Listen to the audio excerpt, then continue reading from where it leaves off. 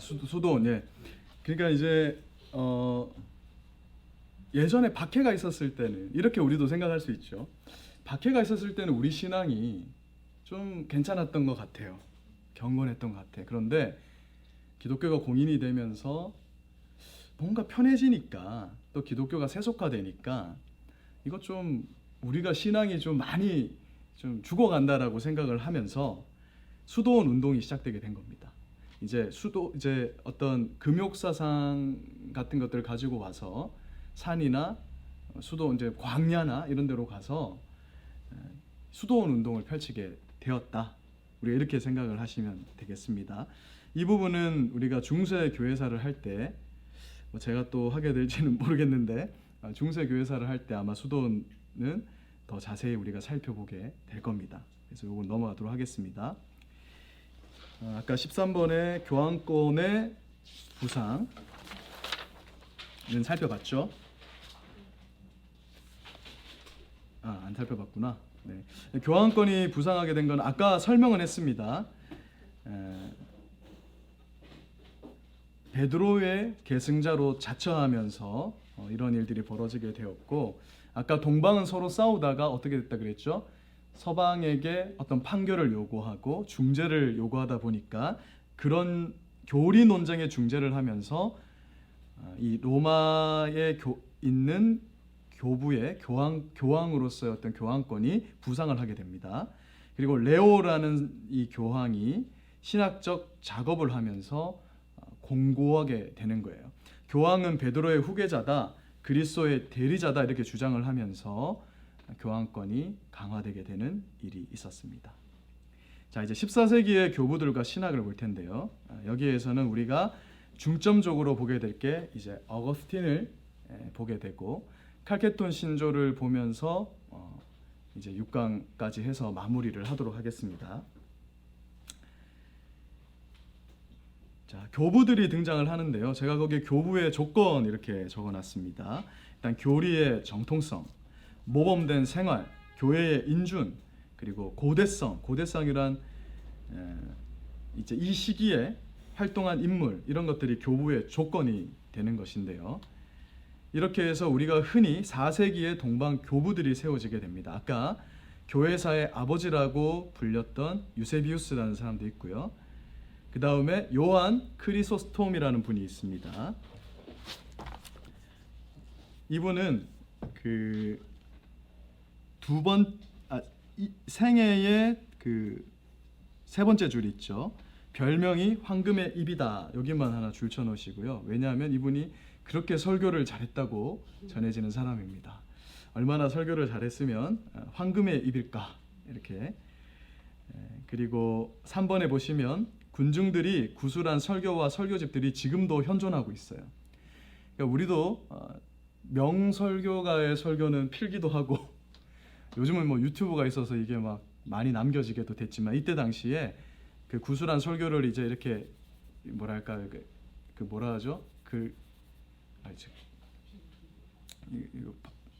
지필이 아닌데 하여튼 이렇게 썼어요. 쓰고 또 설교집들이 이렇게 현존하고 있습니다. 신학에 있어서는 이때부터는 당연히 동일 본질, 아리우스에 대항하는 이렇게 가는 것이죠. 또 뿌아띠에의 힐러리 같은 교부, 아리안주의를 치는 망치다. 아까 아리우스주의자들을 말하는 겁니다. 성부와 성자를 유사본질로 보는 그들을 아주 그냥 교리로 망치질을 했다. 그래서 서방의 아타나시우스라 불렸다는 겁니다. 아타나시우스는 아까 동방에서 알렉산더 지방에서 삼위일체 교리를 수호했던 젊은 목회자였잖아요. 근데 서방에도 이런 힐러리와 같은 자가 있었다. 그리고 제롬은 이제 기억해야 될 것은 우리가 흔히 불가타라고 하는 라틴어 성경 벌게이트를 번역한 사람입니다. 그래서 이때부터 뭔가 신학이, 이전까지는 다 헬라어를 썼습니다. 우리 신약 성경도 다 헬라어로 쓰여졌었잖아요. 근데 이때쯤 로마로 어떤 힘이 이렇게 이전되기 시작하면서 라틴어로 성경도 나오게 되고, 결국 이 벌게이트가 중세 시대에는 문제가 되게 되는 겁니다. 왜? 라틴어는 너무 어려웠고요. 라틴어가 아닌 언어로 성경을 쓰는 것 자체가 다 금지가 됩니다. 그러니까 아까 말씀드렸다시피 이제 시골에서 사역하는 그런 어떤 사제들은 자기도 성경을 못 읽어서 평생을 성경을 한 번도 읽어보지를 못하고, 심지어 성경책이 없는 데도 많았고, 성경책이 비싸니까요. 성경책이 있어도 그걸 유리관 같은 데 이렇게 넣어가지고 하나의 우상화되는 그런 일이 벌어지게 됩니다.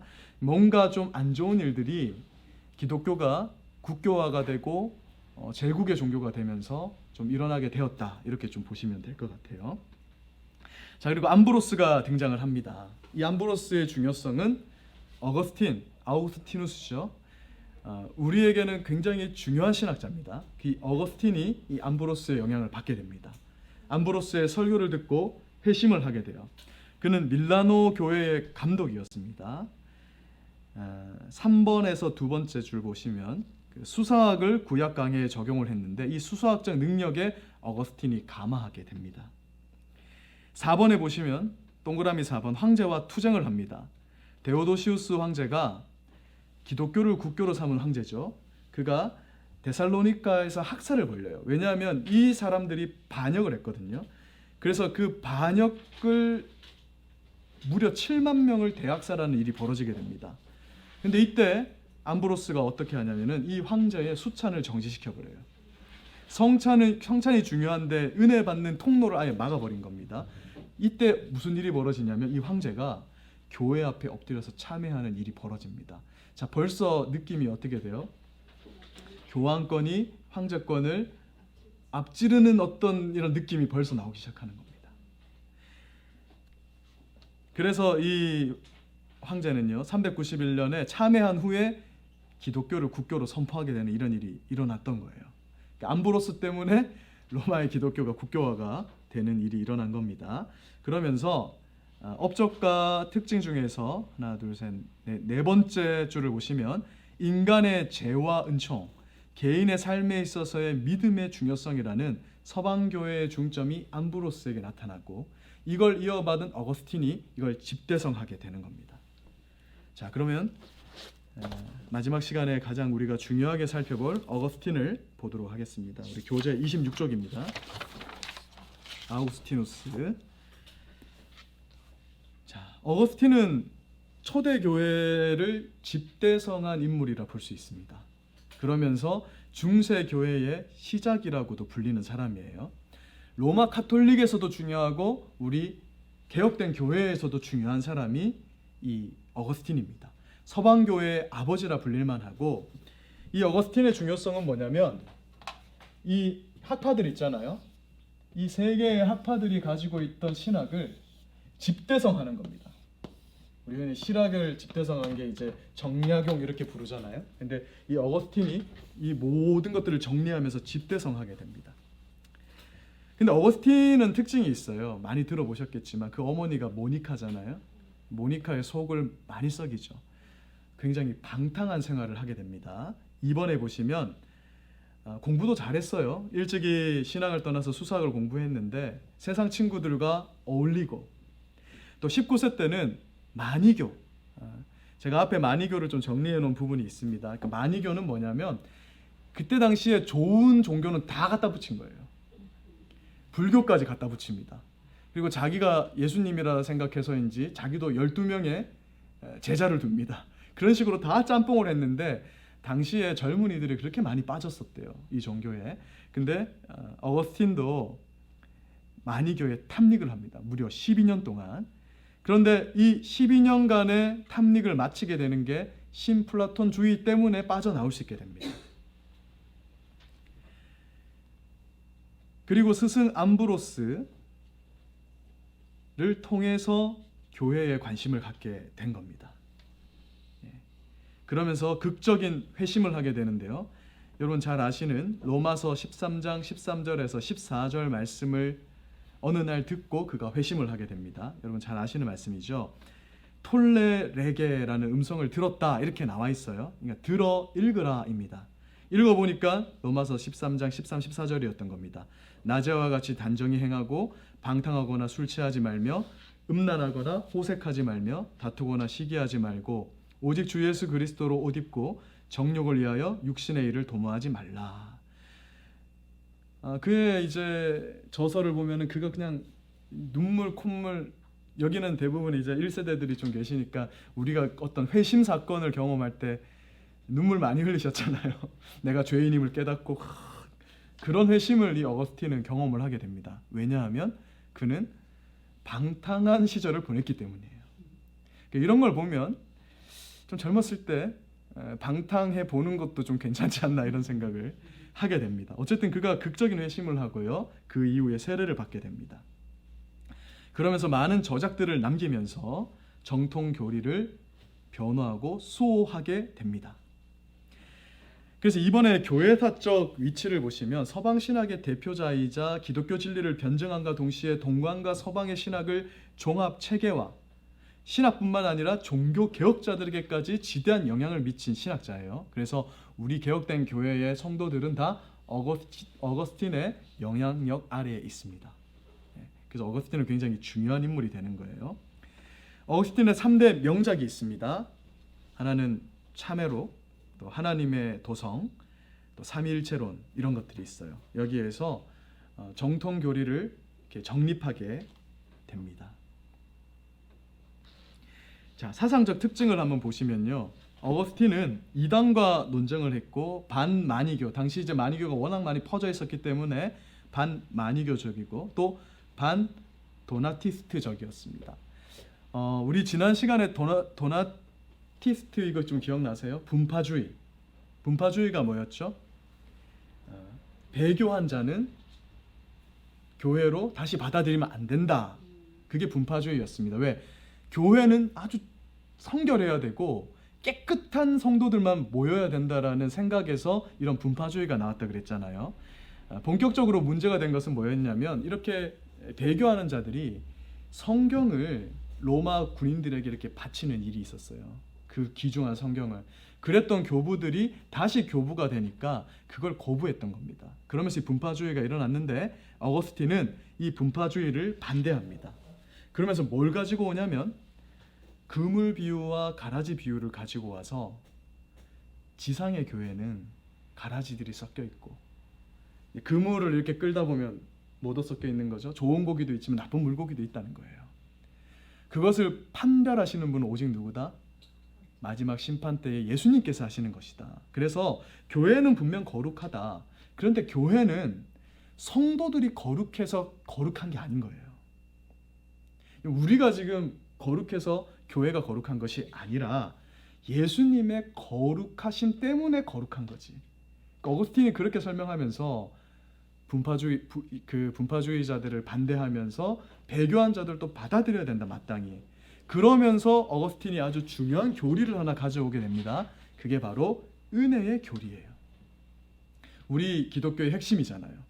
하나님께서 은혜를 베푸신다는 겁니다. 그래서 배교한 사제가 세례를 베풀 때 그게 유효하지 않다라고 분파주의자들은 이야기했어요. 분파주의자들은 저 사람 배교했던 목사인데, 오늘날로 표현을 하자면 저 사람한테 세례 받은 건 나는 취소다. 난 그래서 재세례 받을 거야. 이런 식으로 간 겁니다.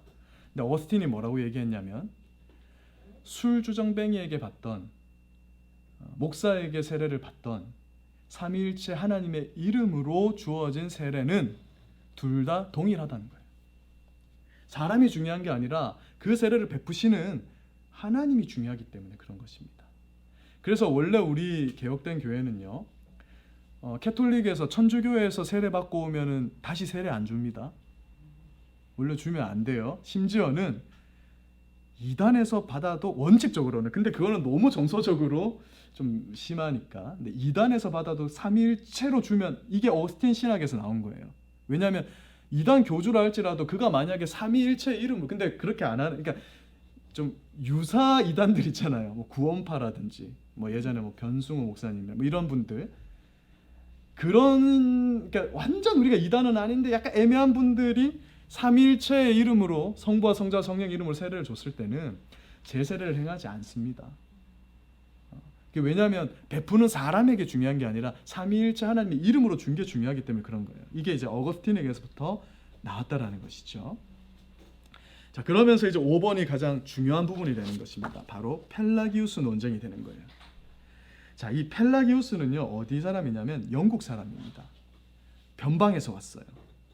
근데 이 펠라기우스의 특징은 어거스틴과는 좀 다른 특징을 가지고 있습니다. 아까 어거스틴은 젊었을 때 어떤 자라고 했었죠? 예. 방탕했어요. 그리고 어거스틴의 아버지는 특징이 있는데 다 받아줘. 방탕해도 받아주고 이렇게 뭔가 아버지의 자기가 배운 아버지의 모습이 좀 달랐어요. 근데 이 펠라기우스는요 굉장히 도덕적인 사람이었습니다. 그가 로마를 사모했습니다. 그래서 시골에서 로마를 와서 큰 기대를 갖고 왔는데 세속화된 로마 교회의 부패를 보고 엄청난 실망을 하게 되는 거예요. 그래서 그가 가지고 온 것이 뭐였냐면 인간의 행위가 구원을 이룬다라는 행위 구원론을 가지고 온 겁니다. 이 펠라기우스부터 시작 이제 구원론으로 이제 들어가게 되는 거예요, 그죠? 펠라기우스가 가지고 온 이 구원론의 문제는 알미니안이 이것을 이어받으면서 오늘날까지도 이어지고 있는 아주 지독한 구원론의 싸움이 되는 겁니다. 펠라기우스는 이렇게 주장을 했어요. 자기가 워낙에 부지런한 사람이고 뭔가 이제 표현하자면 율법적이고 이렇게 도덕적인 사람이다 보니까 그리스도인들이 열심히 노력하면 죄짓지 않을 수 있다 이렇게 주장을 한 거예요. 여러분 그렇게 되면은 은혜가 필요합니까? 아까 이제 어거스틴은 은혜의 교리인데 그럼 펠라기우스의 입장에서는 배교한 그들이 다시 돌아오는 게 가능할까요? 불가능할까요?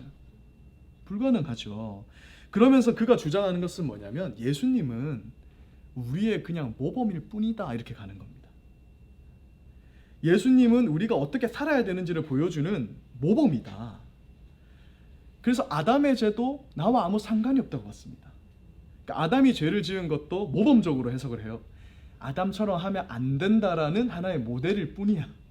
그러니까 이 사람은 뭘 부정할까요? 거기에 나와 있죠. 그 이번에 펠라기우스의 체계화를 보면 원죄를 부정하는 거죠. 인간은 백지입니다. 백지인데 그 백지에다가 뭘 그려 넣느냐에 따라서 의인이 될 수도 있고 악인이 될 수도 있고 구원도 받을 수 있다. 이런 식으로 가게 된 거예요. 이에 어거스틴은 이를 반대하게 되는 것이죠. 그러면서 오직 하나님의 은혜를 주장합니다. 하나님의 은혜로 우리가 구원받는다라는 사실을 주장하게 되는 거예요. 왜? 자신이 그렇게 회개하여 구원을 맛봤잖아요. 그걸 신학적으로 아주 잘 정립하게 되는 게 어거스틴의 신학이 되는 것입니다. 자, 이 펠라기우스는요 자유의지를 주장합니다.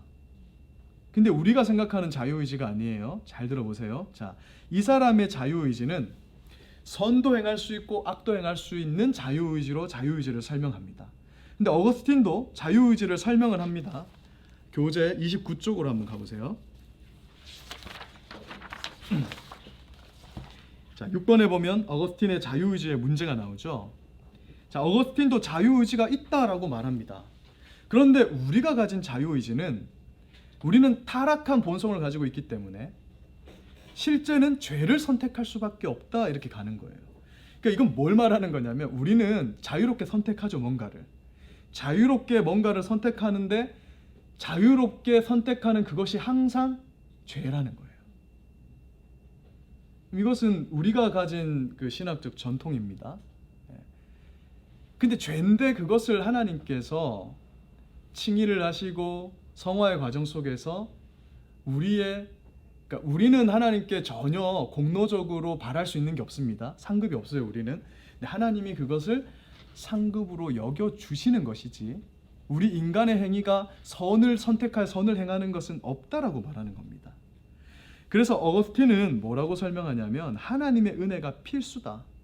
모범으로 그치시는 것이 아니라 구원의 시작에도 필요하고 그 이후에도 반드시 하나님의 은혜가 필요하다. 그래서 하나님의 은혜로 인해서 우리는 죄를 짓지만 그 은혜로 인해서 하나님의 뜻에 따라 사는 것도 가끔 선택할 수 있고 그렇게 이 땅에서 우리는 살아가는 것이다. 이렇게 설명을 한 거예요. 루터가 이에 대해서 아주 잘 해석을 했습니다. 루터가 이렇게 해석을 했어요. 인간이 자유의지를 가지고 행하는 모든 게 죄다라는 것을 어떻게 해석을 했냐면 이걸 지갑이라고 생각을 해볼게요. 지갑이 떨어져 있습니다. 그러면 우리 그리스도인으로서 이걸 어떻게 해야 돼요? 이렇게 in my pocket 해야 됩니까? 이거 어떻게 해야 돼요? 뭐 안 죽거나 아니면 찾아서 경찰서 갖다 주거나 이렇게 해야 되잖아요. 근데 루터는 어떻게 이걸 해석하냐면 우리가 이것을 주인을 찾아준다 합시다. 그런데 그때 우리의 본성은 어떤 식으로 작용해서 이 일을 하게 되는 거냐면 하나님의 율법이 아니었으면 이걸 내가 가질 수 있는데 하나님의 율법이 도둑질하지 말라 했잖아요. 그러니까 그 율법 때문에 이 일을 하면서 그 율법을 미워하는 마음으로 이 선을 행한다는 거예요. 그런 것 같지 않습니까? 그래서 우리가 짓는 자유의지가 있지만 우리의 자유의지의 결과는 다 죄예요. 근데 하나님은 그걸 어떻게 받아주시냐면 함께 하시는 은혜가 있습니다. 어거스틴이 설명하는 거예요. 함께 하시는 은혜로 그 보잘것없는 우리 인간이 본성적으로는 이게 완전히 죄악된 구더기와 같은 것인데 그럼에도 불구하고 나오는 그 선행을 우리의 상으로 여겨주신다. 완전히 다르게 가는 거죠. 펠라기우스는 그게 아니야. 우리가 의지적으로 선을 행할 수 있고 행해야 돼 이렇게 가는 것이고 어거스틴은 이런 식으로 설명한 거예요. 오늘날에도 이런 행위구원론적인 설명은 교회에도 있을 수 있습니다. 이단뿐만 아니라 그렇죠? 인간의 행위를 강조하는 것. 뭐 천국에 가면은 어떤 사람은 99층짜리 아파트에서 살고 어떤 사람은 텐트 치고 살고 뭐 이런 식의 설명들이 다 펠라기우스 또 알미니안적인 그런 설명이 되는 거예요. 자, 교회론에 있어서도 그는 이 아까 설명했듯이 교회 안에는 필연적으로 위선자와 악인과 피택자와 유기자, 그러니까 선택받은 자 그렇지 않은 자들이 섞여 있다. 지상의 교회는 하나님 예수님의 몸이기 때문에 거룩하지만 그러나 완전한 건 아니다. 그래서 보이는 교회와 보이지 않는 교회가 있음을 이때 이미 드러내주게 되는 것이죠. 그리고 이때 당시에는 로마를 어떻게 생각했냐면 로마 자체가 하나님의 나라로 생각을 했습니다. 이 사람들이 로마 자체가 하나님의 나라로 생각했기 때문에 잘 생각해 보세요. 로마가 하나님의 나라인데 이제 좀 있으면 게르만족이 어떻게 하죠? 침범을 해서 로마를 함락해 버리잖아요. 그 일을 어떻게 받아들일까요? 하나님의 나라가 멸망하는 걸로 받아들이게 되는 겁니다. 그리고 어떤 사람들은 또 이렇게 생각하는 거예요. 어떤 사람들은 로마가 이렇게 멸망한 이유는 로마가 원래 섬기던 신들을 버리고 기독교를 국교화했기 때문에 이런 일이 벌어졌다. 이런 얘기들이 나올 것 아닙니까? 그죠? 그걸 이제 하나님의 도성에서 어거스틴은 설명을 하는 겁니다. 로마는 하나님의 나라가 아니다. 근데 이거 오늘날에도 이럴 수 있어요. 뭐 우리나라가 마지막 제사장 나라다. 뭐 이런 개념들 있잖아요. 국가가 마치 어떤 하나님의 나라이고 교회이고 어떤 이런 느낌? 그런 것들을 우리는 받아들일 수가 없는 것이죠. 자, 그래서 국가관에 보면 5번의 국가관에 보면 아까 도나투스파가 국가와 세상에 대해서 부정적인 입장을 견지하는데 어거스틴은 극단적인 국가관을 거부한 겁니다. 도나투스는 나중에 로마 황실로부터 굉장히 박해를 받거든요. 그래서 국가를 마귀의 왕국과 동일시켜 버려요. 그런데 이제 또 어떤 사람들은 이거 로마가 하나님의 나라다 이렇게 생각하니까 어거스틴은 실제로 그런 국가는 존재하지 않는다라고 이렇게 본 겁니다.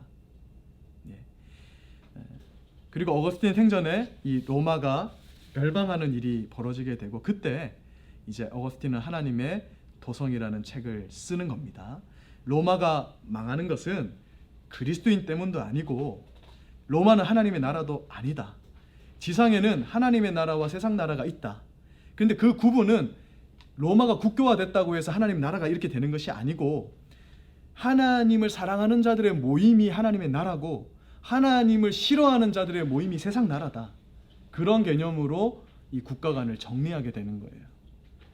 그러니까 우리 교회 안에서도 하나님을 사랑하는 보이진 않지만 그 보이지 않는 교회가 완전히 하나님께서 하나님 나라를 이루게 될 교회가 되는 것이고 지상의 교회는 언제나 섞여 있다라는 것이죠. 그러한 국가관에 대해서 설명을 하게 되는 것입니다. 그리고 문화관에 있어서도 하나님의 섭리 아래에서 이 문화적 측면도 이렇게 섭리 안에서 이루어지고 있다라는 그런 주장을 이제 어거스틴이 하고 이걸 칼빈이 가지고 오게 됩니다. 자, 이제 마지막 16번 칼게톤 회의를 살펴보도록 하겠습니다. 어거스틴이 왜 중요한지는 이제 좀 설명이 잘 되셨죠. 자, 칼게톤 신조는 이제 간단하게 설명하면 이런 것입니다. 예수님 이제 삼위일체는 이제 해결이 됐어요, 그렇죠? 콘스탄티노플 공의회까지 해서 예수님 그러면 알았다, 동일 본질이다 하나님과. 그렇다면 예수님은 어떻게 사람이면서 하나님인가? 이 문제를 해결하기 위해서 칼케톤 회의가 열리게 됩니다. 잠시 교재 21쪽을 한번 가볼게요. 21쪽에 보면 삼위일체에 대한 잘못된 생각들을 제가 정리를 해놨습니다. 자, 아폴리나리우스라는 사람은 인성의 일부만 인정을 했습니다. 그리스도의 신성과 함께 인성도 옹호했지만 삼분서를 주장하면서 예수는 몸과 혼은 우리와 동일한 사람이며 그렇기 때문에 그도 역시 죄인일 수밖에 없다. 그러니까 이게 뭔가 좀 잘못된 거죠. 예수님은 죄가 있습니까? 없습니까? 죄가 없는 것이죠. 그러면서 이제 네스토리우스는 연합을 부인하는 거예요. 두 개의 인격을 가졌다. 또한 마리아가 하나님을 낳은 자라는 것을 부정하고 마리아는 인간 예수를 낳았으며 예수의 인성은 하나님의 로고스와 연합되었고 그의 신성과 분리되고 구별되는 것으로 봤다. 다 이게 무슨 말이냐면 우리 예수님께서 그러니까 한 인격 안에 신성과 인성이 신비롭게 둘 다 가지고 계시는 것인데 그걸 제가 이제 우리 다시 칼케톤으로 넘어와서요. 거기 보면 그리스도는 한 인격 안에서 신성과 인성, 양성이 혼합하거나 변화하거나 나뉘거나 분리되는 일은 없다라는 것입니다. 유티케스는 어떻게까지 가냐면은 그리스도와 인성과 신성이 이렇게 연합한다고 본 거예요. 연합을 하다 못해서 과도하게 연합을 해서 제3의 성이 된다라고 이렇게 주장을 한 겁니다. 그걸 칼케톤 회의에서는 어떻게 했냐면 아주 지혜롭게 이 문제를 해결하게 되는데요. 어떻게 해결을 하냐면 거기에 하나 줄을 한번 쳐주세요. 혼합. 그러니까 이렇게 말을 하면 이단인 거예요. 예수님의 인성과 신성이 혼합된다.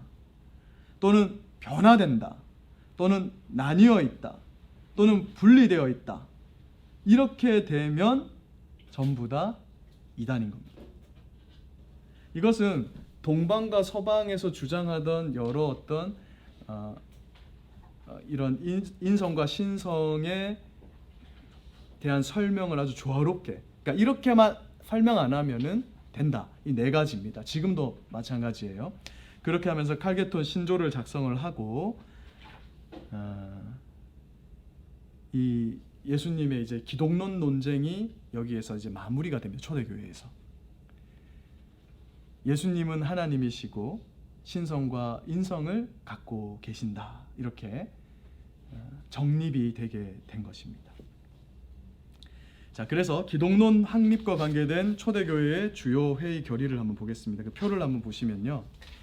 자, 니케아 때는 이제 아리우스 논쟁이었습니다. 이때 그리스도의 신성을 확립했죠.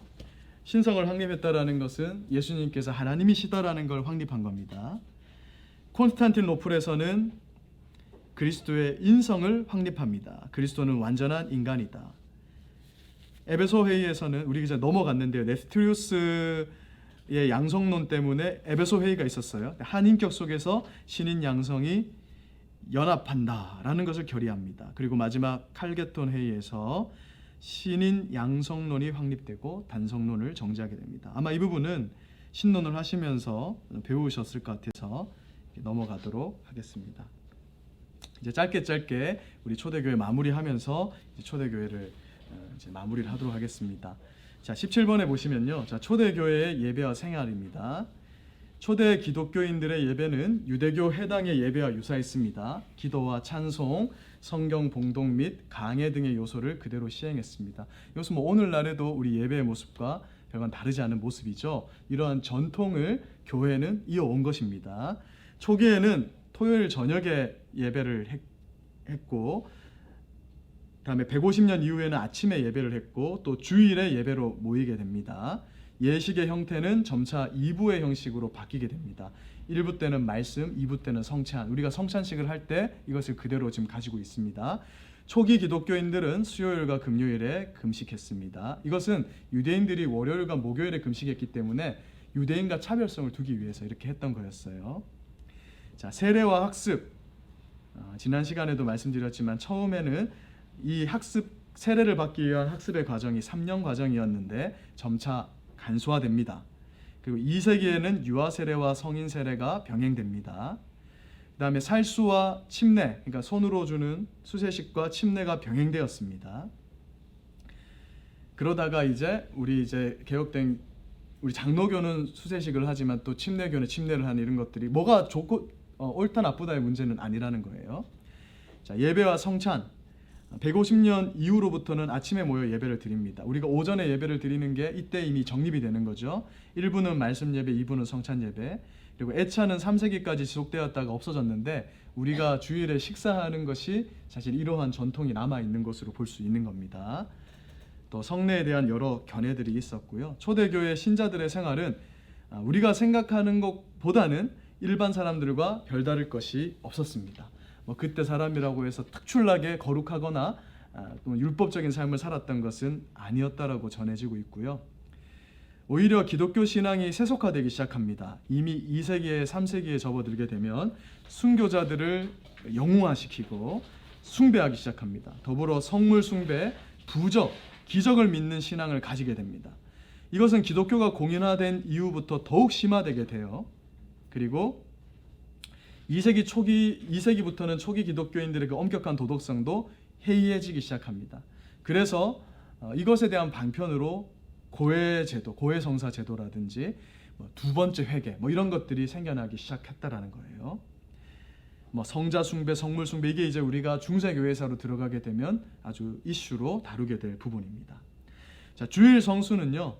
2세기경 문서인 디다케, 우리가 속사도 문서였었죠. 이 디다케 문서를 보면 이미 매주 첫날인 주의 날에 모여서 함께 떡을 떼며 감사를 올렸다. 주일은 이미 초대교회 때부터 이루어진 우리의 전통이죠. 주일날 예배를 드리는 것은 주의 날로 지켰다라는 것입니다.